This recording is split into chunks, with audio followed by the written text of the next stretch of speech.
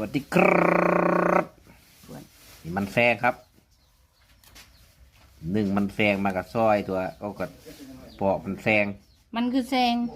โอ้ยแกเจ้าพระเอิญนะพูดเท่าเอิญมันแซงเนาะกดอยู่ป่าไผ่อยู่สงครามบ่ได้นี่มันบริเกิดตามมันปลูกเองเลยเกิดตามธรรมชาติได้นี่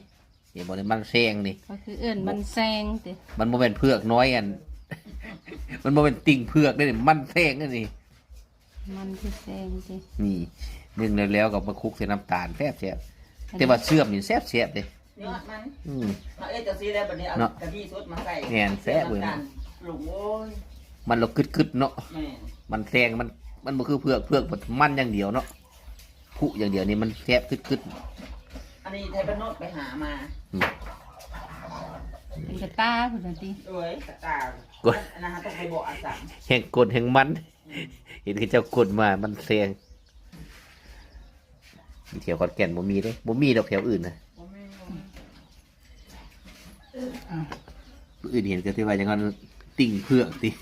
ถ้ากันติ่งก็รู้ว่าหน้าก็ต่างวะแค่นี้ละสัตว์มันแซง